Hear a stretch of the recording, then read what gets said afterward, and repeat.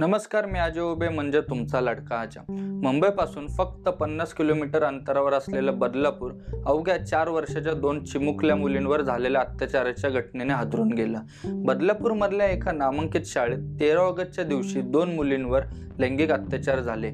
अत्याचार करणारा होता या शाळेचा सफाई कर्मचारी अक्षय शिंदे। या दोन्ही मुलींना अक्षय लघुशंकेसाठी घेऊन गेला होता आणि तेव्हाच त्याने या 2 लहानग्यांसोबत हे घृणास्पद कृत्य केलं। या मुली इतक्या लहान आहेत की आपल्यासोबत नेमकं काय झाले हे देखील कळलं नाही।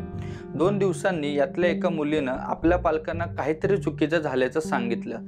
यानंतर तिच्या पालकांनी थेट धाव घेतली ती शाळा प्रशासनाकडे। घडलेल्या घटनेचा शाळेला जाब विचारला, पण शाळा प्रशासन इतकं गेंड्याच्या कातडीचं निघालं की त्यांनी या पालकांना दाद दिली नाही, उडवाउडवीची उत्तरं दिली। शाळेचे सीसीटीव्ही गेल्या 15 दिवसापासून बंद असल्याचे शाळेने बेफिकीरपणे सांगितलं। यानंतर 17 ऑगस्टला लहान मुलीच्या वैद्यकीय तपासणीचा रिपोर्ट आला आणि या चिमुरडीवर लैंगिक अत्याचार झाल्याचं सिद्ध झालं। या घटनेची तक्रार देण्यासाठी पालक पोलीस स्टेशनला गेले, पण इथेही त्यांना सामना करावा लागला आपल्या व्यवस्थेच्या ढिम्मपणाचा आणि बेफिकिरीचा।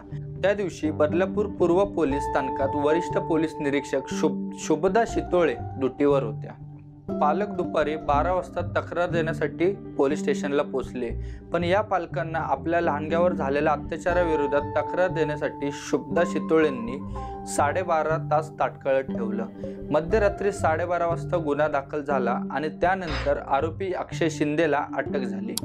या प्रकरणी सरकारने तातडीने पाऊल उचलत गुन्हा दाखल करण्यात दिरंगाई केल्यामुळे शुभदा शितोळे यांची पदावरनं उचलबांगडी करण्यात आली। शाळांमध्ये मुलांचे हक्क अबाधित राहावे, मुलं सुरक्षित राहावीत या हेतूने सुप्रीम कोर्टाने शाळांसाठी काही मार्गदर्शक तत्वे आखून दिली आहेत। तर ही मार्गदर्शक तत्वे काय आहेत जाणून घेऊयात।